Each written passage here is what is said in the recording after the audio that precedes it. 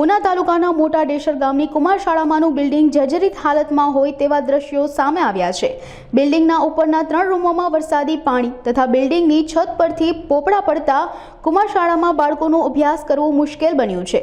હાલ શાળાના ઉપરના વર્ગખંડ જર્જરિત હાલતમાં હોવાથી બાળકોએ 2 પાળીમાં અભ્યાસ કરવા મજબૂર બન્યા છે તેવા આક્ષેપ લોકો દ્વારા કરવામાં આવ્યા છે। હાલ 370 બાળકો શાળામાં અભ્યાસ કરે છે, તેથી સરપંચ પ્રતિનિધિ દ્વારા નવું બિલ્ડિંગ બનાવવામાં આવે તેવી માંગ કરાઈ છે। મારું નામ મકવાણાપાટ ભરતભાઈ છે। હું ધોરણ 8 માં અભ્યાસ કરું છું। અમારી શાળાનું નામ શ્રી મોટા ડેસર કુમાર શાળા છે। અમારી શાળામાં ઉપલી બિલ્ડિંગના પોપડા પડવાથી અમને ભણવામાં નુકસાન થાય છે અને અમારે કોમ્પ્યુટર લેબ અને બાલવાટિકાના રૂમમાં ભણવું પડે છે। વધુ સંખ્યા હોવાથી સવાર અને સાંજ 2 પાળી કરવામાં આવી છે। તો સરકારશ્રીને મારી નમ્ર વિનંતી કે અમારું જે બિલ્ડિંગનું નુકસાન થયું છે તે વહેલા તકે રિપેરિંગ કરે।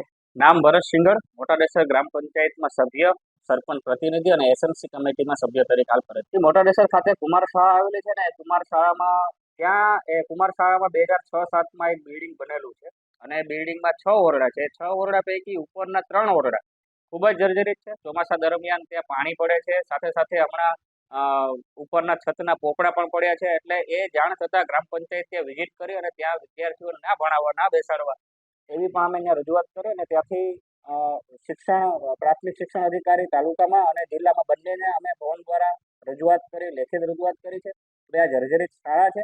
તો એમના દ્વારા કહેવામાં આવ્યું હતું કે અમે આ શાળાને રિપેરિંગ કરાવી દઈશું। આજ દિવસ સુધી રિપેરિંગ નથી થઈ, પણ કોન્ટ્રાક્ટ આપી દીધો છે એવું પ્રિન્સિપલ સાહેબે વાત કરી છે।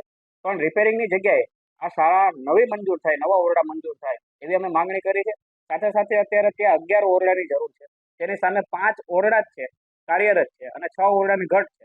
એટલા માટે અત્યારે સવાર પાળી અને સાંજ પાળી 2 પાળીમાં વિદ્યાર્થીઓને અભ્યાસ કરવામાં આવે છે। એમની જગ્યાએ જો નવું બિલ્ડિંગ બને તો એક જ પાળીમાં વિદ્યાર્થીઓ અભ્યાસ કરી શકે।